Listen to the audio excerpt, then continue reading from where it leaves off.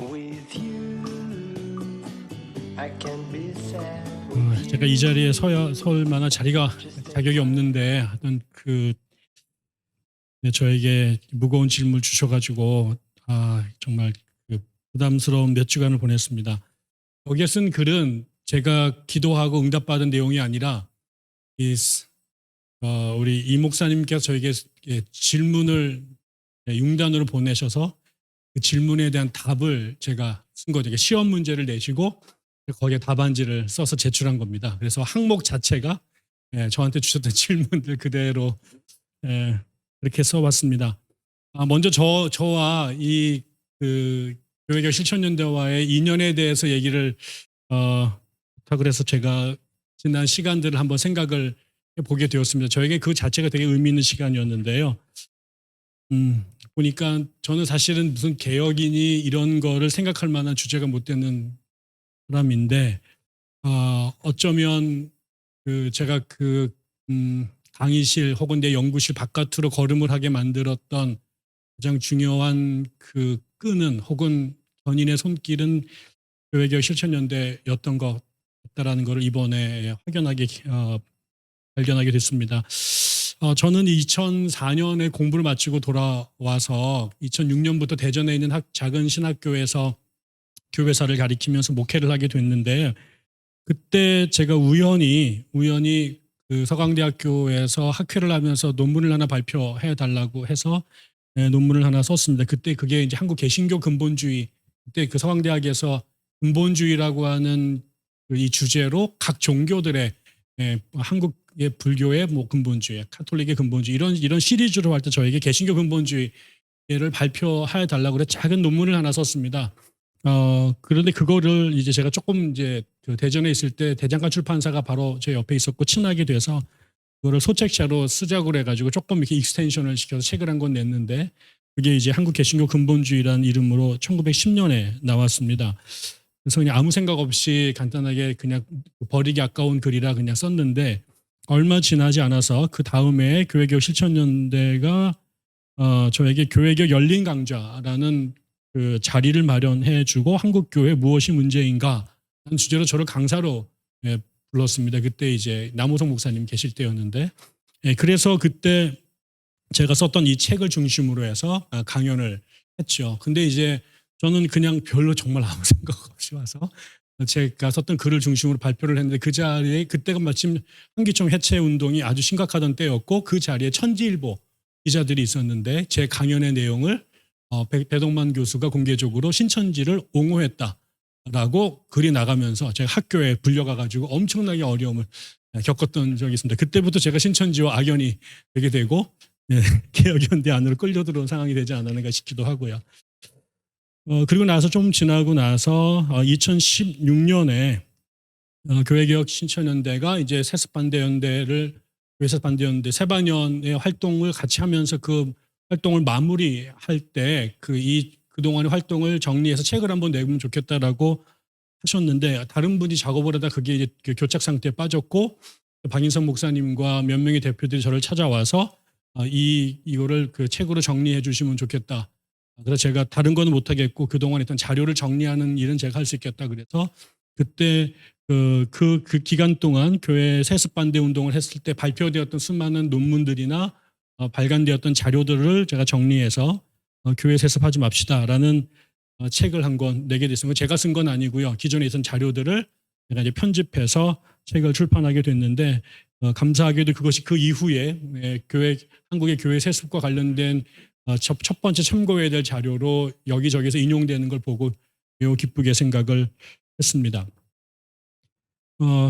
그리고 사실은 결국 이런 일들이 제가 대전에 있는 학교를 2016년에 사임을 하고 기독연구원 느헤미야에 오게 되었는데, 여러 가지 이유가 있었습니다. 제가 이제 느헤미야 부르심도 있었고 그렇지만 그 중에 하나의 8가지 9가지 이유가 있었는데, 이제 또 하나의 되게 중요한 일이 제가 교회 개혁 실천연대와 더불어 세습 반대 운동을 했던 것입니다. 제가 머물렀던 학교가 사학재단이었는데 거기가 중층적으로 세습을 한 학교였고 교단이었는데, 제가 계속 밖에 나가서 이제 세습 반대 운동을 하는 것이 저한테 한 번도 뭐라고 압력을 주시진 않았지만 제 스스로가 내가 세습한 학교에서 녹을 먹으면서 밖에 나가 세습 반대 운동하는 거는 이율배반이다라는 생각이 들어서 이게 내가 학교를 그만둬야 될 때가 됐나 보다라는 생각을 해서 결과적으로는 교회 세습 반대 운동이나 교회계 실천연대가 저를 학교를 그만두게 만드는 요인이 되지 않았는가 싶기도 합니다. 그래서 이래저래 저하고는 매우 운명적 관계를 맺어왔다 싶습니다. 저에게 줬던 과제가 교회 개혁 연대하고 그다음에 비판 운동 간의 상관관계에 대한 그 비판적 성찰을 해달라고 요청을 했는데요. 제가 그 자료를 찾아보니까 이 교회개혁 실천연대의 창립 선언문이 2002년도에 이제 창립과 더불어서 발표가 됐고, 그 다음에 뒤에 10주년 정도가 지났을 때 2011년이죠. 9년이 지났을 때 제2기 출범 선언문이 나왔고, 그 다음에 그 다음에 10주년 선언문, 그 다음에 교회개혁 실천연대 정관을 살펴보니까 이 단체가 자신의 존재 이유 혹은 자신의 정체성을 사실은 비판 운동에 집중하고 있음을 확인할 수 있었습니다. 10페이지에 보면 그 당시 그 창립 선언문에 이렇게 시작이 되더라고요. 한국교회는 자생의 전망마저 암울할 정도로 물량주의적, 기복적, 이원론적 신앙에 깊이 빠져 있으며 그럼에도 불구하고 교회 개혁을 위한 노력은 찾아보기가 힘들다. 우리는 기독교의 본질이 일상적으로 훼손되는 현실을 목도하면서 한국교회 현 상황이 면죄부로 구원의 은혜를 모독하던 중세 상황과 크게 다르지 않다는 점을 새삼 확인한다. 이러면서 한국교회에 그 처해 있는 위기 상황들을 일목요연하게 또 날카롭게 웅변적으로 이렇게 서술하고 있는 것들을 확인할 수가 있었습니다. 그 다음에 이제 제2기 출범 선언문이라든가 그다음에 10주년 선언문에서도 비슷한 모습을 우리가 같은 말을 계속해서 반복해서 확인할 수 있는데요.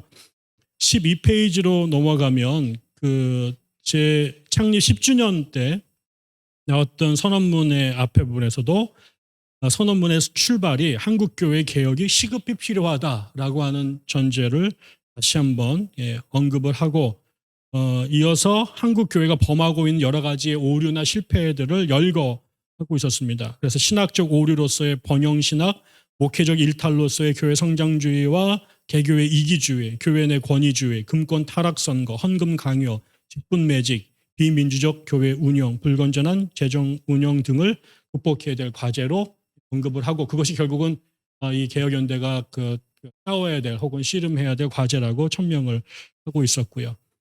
정관에서도 보면 총 제1장 총칙 제2조의 목적이라는 부분에 교회 바로 세우기 운동이 자신의 존재 목적이고 그것을 달성하기 위한 8가지 사업을 열거를 하고 있는데 그 첫 번째가 교회의 부정부패 척결을 위한 재반 운동이다라고 선언을 하고 있어서 이 단체는 비판하기 위해서 존재하는 단이구나라는 것을 우리가 확인할 수 있었습니다.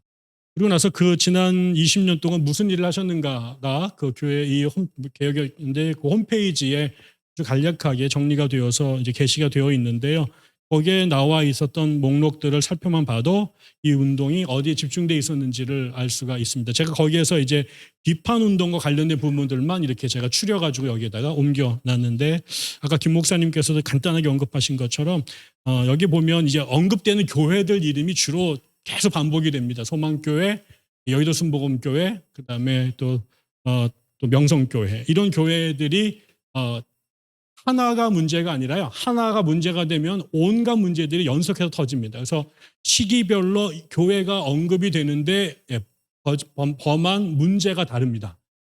예를 들어서 뭐 그 여의도 순복음교회가 2000년대 초반에 보면 재정 비리 그다음에 조윤기 목사 정년 연장 반대 운동 이런 것들을 해서 여의도 순복음교회가 언급이 오르는데 그 다음에 보면 역시 2006년부터 9년 사이에 조윤기 목사 면담 및 여의도 순복음교회 인사 재정 운영에 대한 공개 질의 활동을 했고 그다음에 다시 2010년에 가면 여의도 순복음교회 조윤기 목사 일가의 교회 재산 사유화 문제 이런 얘기들이 들고 그다음에 또 2013년에 가면 여의도 순복음교회 조윤기 목사 일가에 대한 공정한 수사 촉구. 그래서 여의도 순복음교회가 지난 20년 동안 교회 개혁연대에 펀치를 수도 없이 맞았구나라는 생각들을 하게 됐고 그래서 주로 이제 교회의 재정 비리 문제라든가 교회 인사 문제 그리고 그다음에 제일 많은 것은 역시 교회 세습 문제 이런 것들이 있었고요. 그다음에 그게 교회뿐만 아니라 뭐 특히 2013년에 가게 되면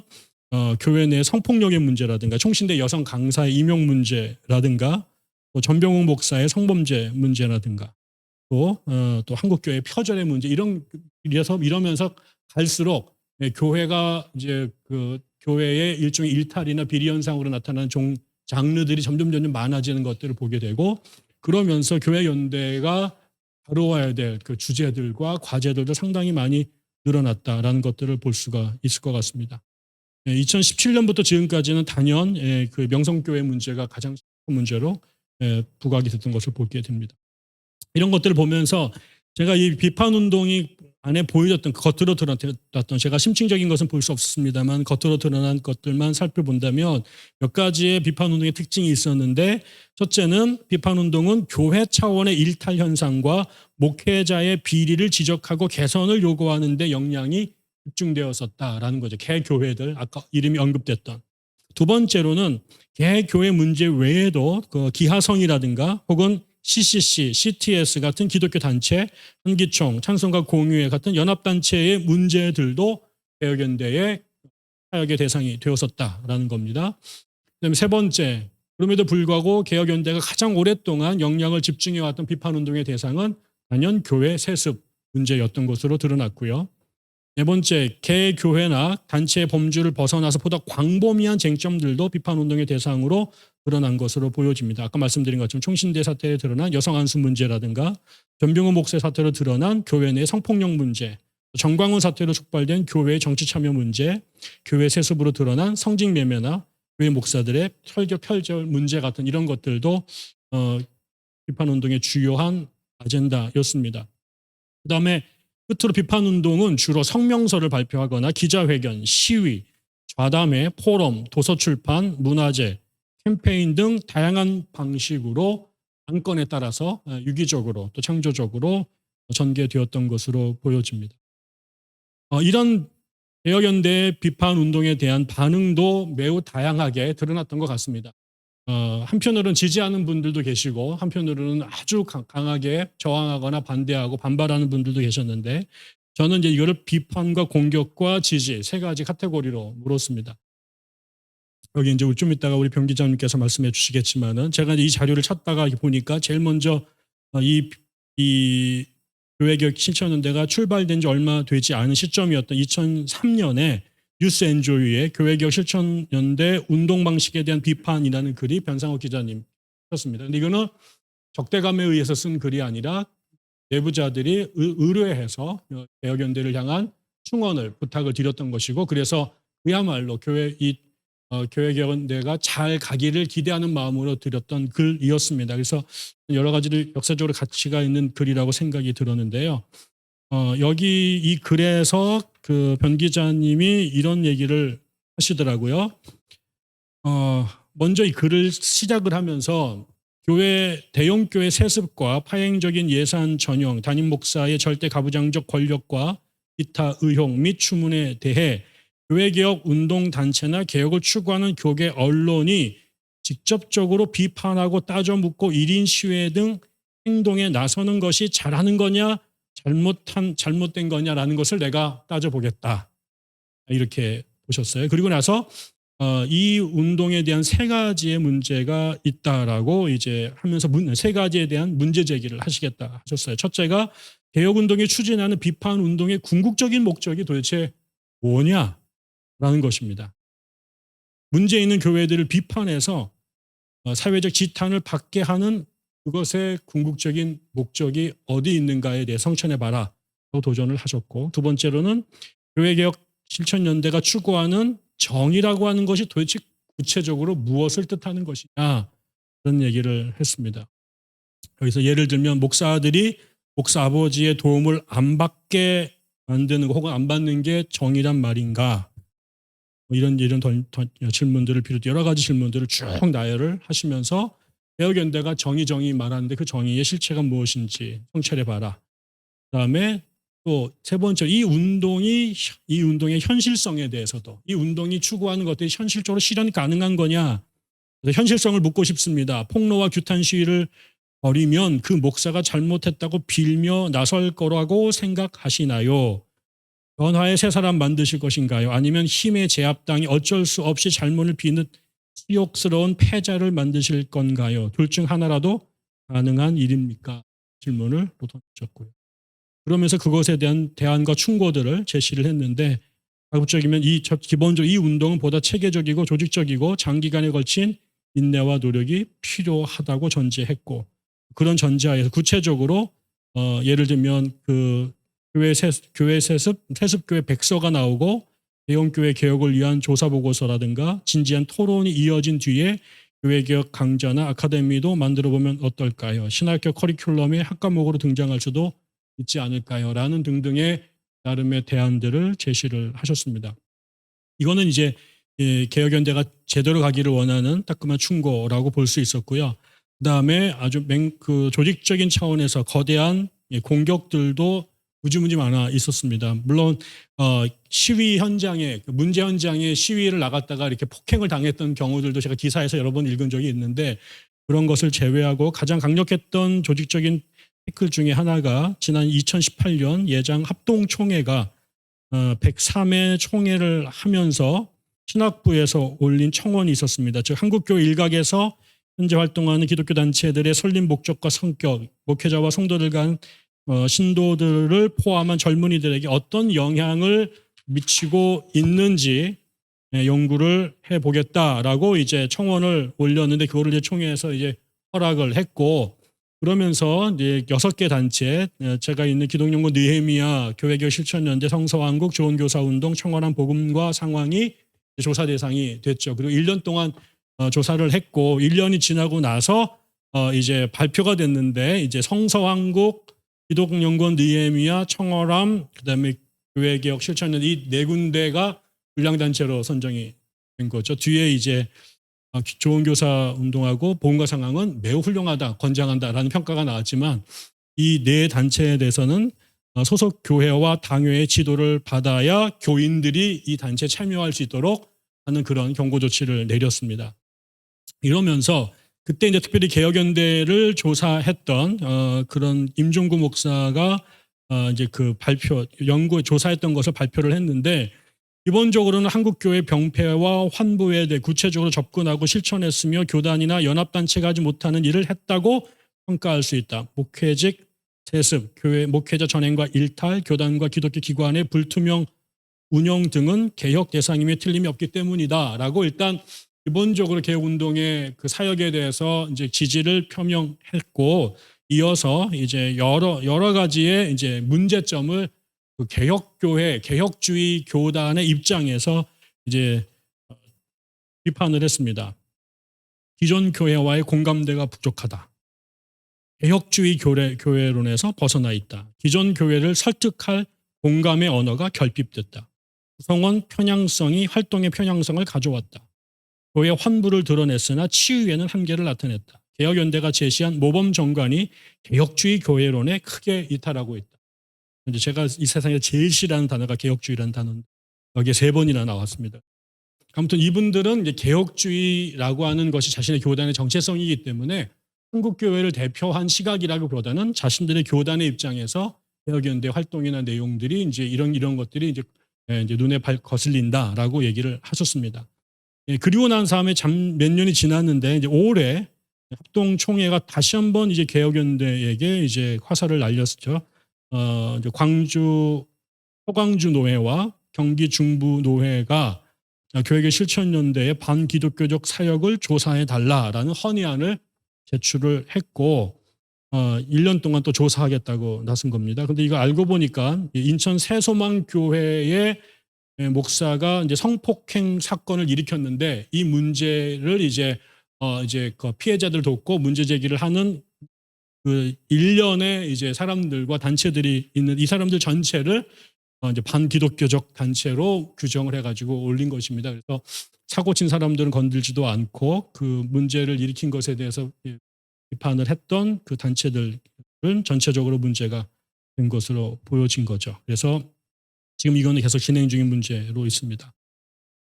그렇지만 지지한 분들도 많이 있습니다. 뭐 저도 개인적으로 지지하고 주변에도 개혁연대에 대하여 끊임없이 지지한 분들이 있었기 때문에 20년의 역사가 가능해 왔겠죠. 예. 특별히 그걸 가장 그 대표적으로 상징하는 것이 2012년 12월 26일 날 인권연대라고 하는 단체에서 제3의 종교자유인권상을 이 개혁연대가 수상을 한 겁니다. 세 번째 수상자로 선정이 되었는데요. 그 선정위원회가 그 선정한 이유를 이제 그 제가 찾아서 확인해 보았습니다. 이렇게 되어 있더라고요. 종교가 본질에서 벗어나지 않도록 감시하는 것 그 자체가 종교적인 일이라고 전제하면서 규모가 상대적으로 큰 개신교 안에서 이런 모습이 더 많이 관찰된다고요. 이 본질적인 요소들이. 이런 현실에서 개혁연대 활동을 이렇게 정리하면서 평가했습니다. 이러한 때 교회가 권력화되지 않고 낮은 곳에서 더 건강해질 수 있도록 재정 투명화 운동, 목회자 세습 반대 운동, 목회자 소득세 납세 운동 등을 벌여온 교회개혁 실천연대 개혁 정신은 귀감이 됩니다. 교회개혁 실천연대는 지난 10년 동안 교회가 타락하지 않고 자정 능력을 확보할 수 있도록 선도적으로 봉사해 왔습니다. 구체적으로 여의도 순복음교회 재정비리 의혹을 사회화했고 사랑의 교회의 탈법적 교회 건축 문제를 공론화하고 소망교회, 왕성교회 등의 목회자 세습의 문제점들을 폭로함으로써 기독교 대한감리교회가 교단 차원에서 교회 세습 방지법을 제정하도록 하는데 직간접적인 공헌이 큽니다. 하고 이 단체를 응원하고 또 치하했습니다. 저에게 이제 이런 교회개혁 실천연대가 걸어가는 길을 지지해 줄 만한 그 역사적인 전거를 저한테 소개를 해서 제가 원래 한 4개 정도의 글을 쓰려고 하다가 너무 양이 많아져 가지고 제가 좋아하는 그 바돌로메 데 라스 카사스라고 하는 16세기의 라틴 아메리카에서 그 흑인 라틴 아메리카 원주민들의 노예 해방 운동을 이끌었던 매우 중요한 인물이 계십니다. 이제 그분을 제가 여기에 소개를 했습니다. 거의 뭐 40년 이상 동안 안 되는 일을 하겠다고 혼자 그 대서양을 7번, 10몇 번인가를 왔다 갔다 하시면서 수많은 책을 쓰고 황제를 만나고 교회 지도자를 만나면서 또 지역 영주들과 씨름하면서 그 일들을 걸어가 엄청난 고생을 많이 했죠. 실제로 당대 때는 이루어진 게 거의 없습니다. 아무리 법을 만들어도 그 영주들이 그 식민지 그 인코미엔데르라고 말하는 그 식민 영주들이 거절하면 법이 집행되지 않는데 그 길을 계속 감으로 그걸 마침내 라틴 아메리카에서 원주민들의 그 노예화를 만들어내는 역사적인 첫 출발점을 했던 사람이 그 사람이고요. 저는 그 외에도 그 조지 폭스라고 한 17세기의 퀘이커 교도가 작은 사람들이지만 그 퀘이커 교도는 한 번도 사람이 많아진 적이 없었습니다. 그러나 그 사람들이 자신들 안에 모든 인간 안에는 하나님과 소통할 수 있는 내적인 빛이 있다라고 하는 신학적 고백에 근거해서 그 당시에 영국 사회에 존재했던 수많은 사회의 악들, 특히 노예 문제라든가 남녀 차별 문제라든가 그다음에 전쟁의 문제라든가 감옥의 문제 이런 것들에 대해서 전 세계에서 가장 작은 교회이지만 가장 주목할 만한 변화를 이끌어냈던 단체가 이제 조지 폭스가 만들었던 퀘이커스 종교 친회라고 말하는 단체이지만 그런 단체 제가 소개하고 싶었고 또 하나는 가장 가깝게는 20세기 미국에서 흑인 인권 운동을 주도했던 마르틴 킹 루터 2세 목사도 였죠. 그분도 그 남부에서 그 짐 크로우라고 하는 흑백 인종 차별 격리 정책 안에서 이 몽고메리에서 승차 거부 운동을 시작으로 해서 나중에 68년도에 암살당할 때까지 흑인들의 문제, 또 평화의 문제, 여성들의 문제를 위해서 그런 예를 썼는데 그런 분들이 이 개혁연대가 걸어가는 그 길을 먼저 걸어갔던 우리의 신앙의 선배들이고 그 당시에 물론 정말 고생을 했습니다만 그분들 때문에 오늘날 세상이 얼마나 많이 바뀌었는가를 생각해 보면 저는 그 개혁연대의 이 역사적인 행보도 큰 의미가 있다고 생각합니다. 끝으로 몇 가지 제가 평가와 제언을 이제 선언적으로 하고 마치도록 하겠습니다. 제가 볼 때는 기본적으로 설립 목적과 시대적 과제에 개혁연대는 매우 충실했다고 보여집니다. 적어도 비판운동으로서의 자기 역할을 제대로 하려고 정말 애를 썼다는 것을 부인하기가 어렵겠다. 그리고 또 저항과 압력이 대단했음에도 불구하고 나름대로 매우 용감하게 그리고 또 때로는 매우 창조적으로 다양한 방법들로 그 운동을 진행해 온 것도 매우 훌륭했다고 생각이 듭니다. 그리고 결과적으로는 한국 교회 안에 매우 작은 운동 단체였음에도 불구하고 한국 교회에 분명히 의미 있는 영향을 끼쳤다고 생각합니다. 첫째, 이 개혁연대를 기존 교단들이 비판하고 있다라고 하는 것 자체가 저 사람들의 눈에 가시가 됐구나라고 하는 것, 그거 자체가 그들로 하여금 눈치를 보게 만들고 함부로 행동하지 못하도록 브레이크를 거는 역할들을 하고 있다는 생각이 들고, 또 역으로 그런 비리들 속에서 상처받고 길을 잃은 사람들에게는 첫 번째 구원의 손길을 내주는 이웃이 되고 있다는 것도 분명한 것 같습니다. 저는 그런 맥락에서 기여한 바가 적지 않다고 생각합니다. 제가 뭐 다 알지는 못합니다만 저는 한국교회 130년 동안 이런 단체는 존재한 적이 없었다. 분명히 교회사의 기록이 될 만한 중요한 조직이었다고 생각이 들고요. 제언을 감히 말씀을 드린다면 저는 먼저 복음주의 개혁운동의 생태계 확장에 좀 주목했으면 좋겠다.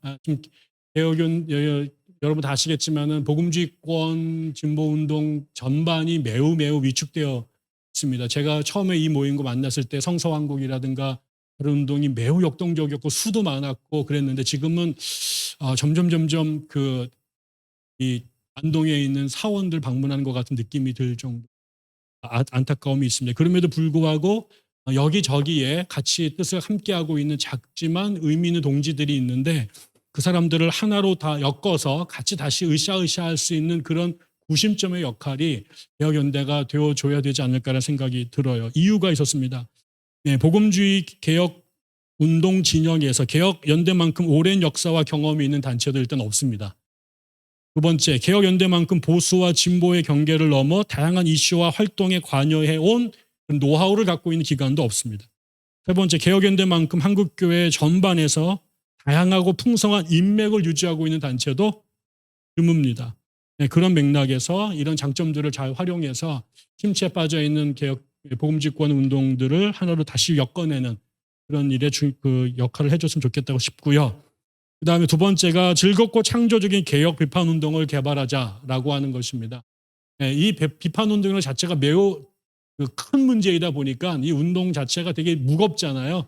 심각할 수밖에 없고요. 그러니까 막 물리적 충돌도 있는 것이고, 제가 이제 얼마 전에 1인 시위한 적이 있는데 김군주 교수님과 제가 뉴스엔조의 사진이 찍혀 있는 걸 봤는데 둘 다 무슨 죽음으로 나가기 직전에 하는 것처럼 너무 얼굴 표정이 심각한 거예요. 그래서 이게 그때는 그래야 되는 줄 알았는데 이러다 보니까 너무 운동이 무겁고 그러다 보니까 다른 사람들이 여기에 접근하기도 되게 부담스러울 수도 있겠다는 생각들을 합니다. 그래서 사안 자체가 놀면서 할 수 있는 사안은 아니고 때로는 또 전투적이 되고 심각할 수밖에 없음에도 불구하고 저는 개혁운동가 앞으로는 그런 운동과 더불어 그런 방법과 더불어서 전에 보니까 문화제 같은 걸 했던 기억이 있더라고요. 좀 더 때로는 우리의 시위나 때로는 비판의 이 자리가 그냥 보다 다 죽창 들고 일어나자 이런 것에서 조금 다른 방법들을 찾아보면 어떨까. 그래서 다양한 형태의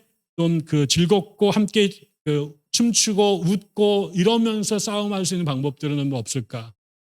그래서 개혁연대가 주최한 행사들이 진지함과 흥겨움, 지적인 자극과 더불어 정서적인 감동, 운동가와 대중, 전문가와 아마추어, 구세대와 신세대가 함께 어우러진 그런 축제의 자리를 만들어 보면 어떨까. 이런 것들도 우리가 좀 세상의 시위 문화와 다른 방법들을 찾아보면 좋겠다는 생각들을 좀 제가 감히 드려봅니다. 그래서 우리 교회 개혁 운동이 의식 있는 소수의 분파적 운동이 아니라 여기서 한 발 더 나가서 관심 있는 다수의 즐거운 대중운동으로 진화하면 좋겠다 싶고요. 그다음에 생존 가능한 대안적 교회 문화도 만들어 보면 좋겠다. 이 말씀은 그동안 우리가 이 싸움을 했던 교회들 다 눈에 보이는 거대한 교회들이잖아요. 그 교회들이 미치는 부정적 영향이 한국교회 전반에 너무 크기 때문에 그렇게 싸움을 할 수밖에 없는데 코로나 사태를 겪으면서 한국교회 전반이 총체적으로 위기에 처해 있고 사실은 이렇게 문제를 일으키는 교회보다 죽어가는 교회들이 훨씬 더 많거든요. 그래서 지금 못하는 교회들한테 경고를 울리고 똑바로 하라라고 하는 이 얘기도 우리가 안 할 수는 없지만 그것보다 훨씬 더 많은 한국의 교회가 생존 자체가 어려워서 무너지고 있을 때 어쩌면 우리가 때로는 이 비판의 소리를 잠시 내려놓고 넘어져 있는 교회들을 살리는 것도 어쩌면 결국 우리가 이 모든 게 교회를 살리자고 하는 운동이라고 봅니다. 과연 지금도 계속해서 우리가 그 곤장을 치는 일들을 하는 것이 맞을지, 아니면 넘어져 있는 사람, 옆에 있는 사람들에게 그 일으킬 수 있는 손을 내미는 것이 더 좋을지, 이런 고민도 해야 될 때가 오지 않았는가 생각들을 해 보았습니다. where the skies are so clear.